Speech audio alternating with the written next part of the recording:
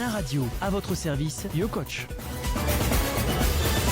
Johan Kervan est avec nous, c'est le maillot jaune du jour. Bonjour.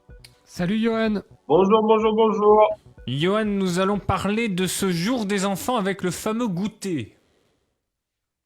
Ouais, le fameux goûter. Le goûter très important puisqu'on est avec Johan, on va juste donner une petite indication. Ça baisse au niveau du sondage Nain Radio puisque on a demandé à nos auditeurs s'ils avaient pris du poids pendant le confinement puisque ça concerne quasiment tous les Français qui ont pris en moyenne 2 kilos. 57% seulement à avoir pris du poids pendant le confinement, 43% à être au top. Donc ça veut dire que les gens ont dû écouter les précieux conseils de Johan. Le goûter des enfants, qu'est-ce qu'il faut privilégier Johan, on évite les gâteaux, les sucreries? Exactement. Il faut absolument pas privilégier les gâteaux et les sucreries. Non, en gros, on sait tous déjà que pour nous, de manière générale, en tant qu'être humain, le sucre n'est pas bon pour la santé.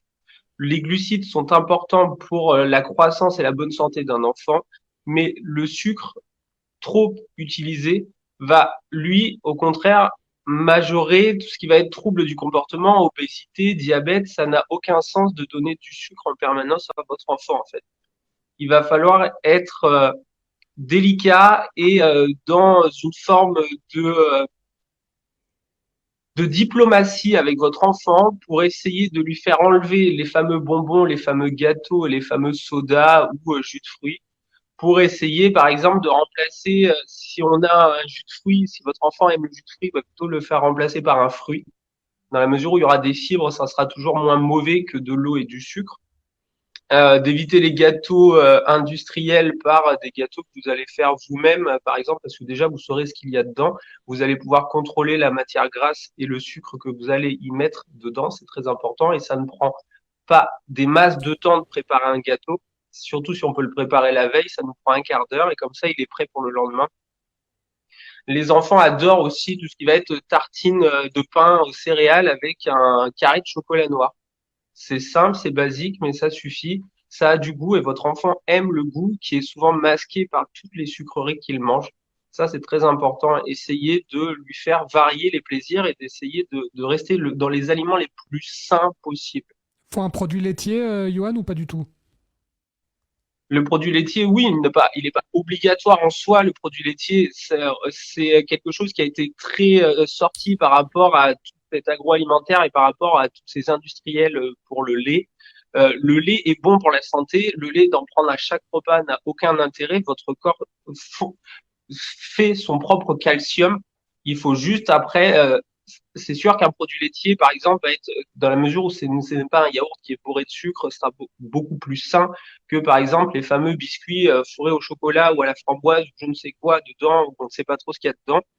Après, privilégier, si votre enfant veut un verre de lait, qu'il prenne un verre de lait. S'il aime le lait végétal, au contraire, allez-y, prenez et donnez-lui du lait végétal. Le but, c'est s'il a faim, il mange. S'il n'a pas faim, il faut pas le forcer. Prenez le réflexe aussi quand votre enfant vous dit qu'il a faim, mais que vous voyez par exemple au goûter, il ne mange quasiment pas. C'est peut-être parce que votre enfant avait soif et qu'il n'avait pas fait cette différence-là. Donc essayez de donner un verre d'eau au début du goûter pour voir si votre enfant réclame après à manger ou pas. C'est des petites astuces comme ça qui vont essayer de lui permettre de savoir quand est-ce qu'il a faim, quand est-ce qu'il a soif. Un enfant ne demande pas à boire.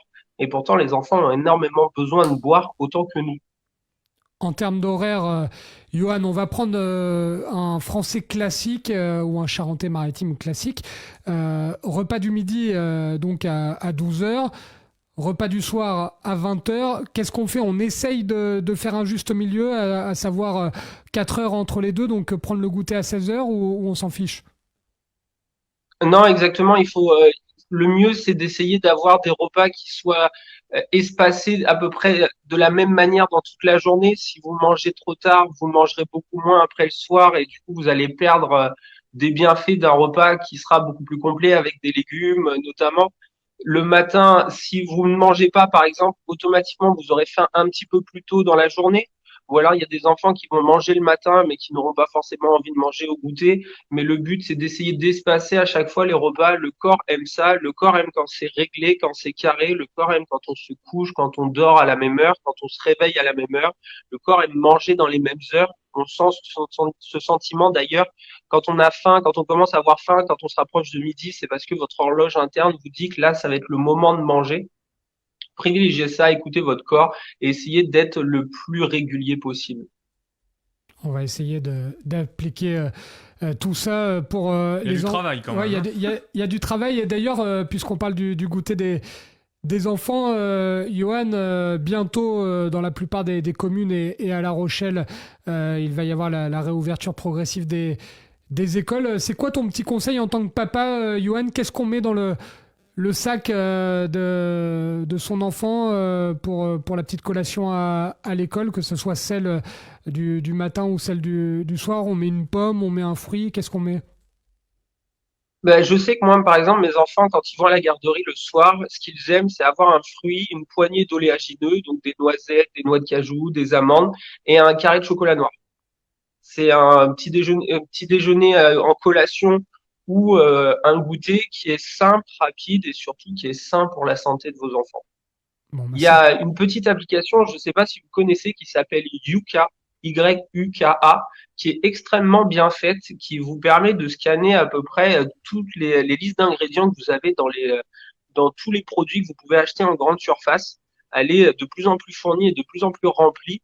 Donc, quand on a des problèmes pour lire justement cette composition ou les étiquettes, c'est extrêmement bien fait, c'est plutôt intuitif. Vous allez comprendre quand par exemple, l'aliment est trop sucré, trop gras, quand il y a des additifs dedans, et ça vous permettra de vous rendre compte exactement si ce que vous donnez à votre enfant ou à vous-même est bon pour votre corps ou si c'est quelque chose qui est plutôt du poison, si je puis dire, quoi.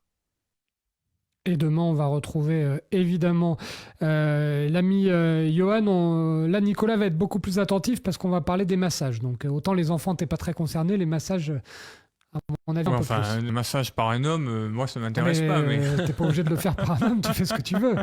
On va évoquer les massages avec notre ami Johan. N'oubliez pas que vous pouvez retrouver cette petite rubrique en vidéo sur la page Facebook de Naradio Sport comme tous les jours et sur la page YouTube grâce à l'excellent travail de Victor Pérez-Boucheron. Oui, effectivement, 11h25. Quel est le programme pour toi aujourd'hui, Johan? Tu travailles chez les pompiers ou tu vas faire du sport? Ou les deux?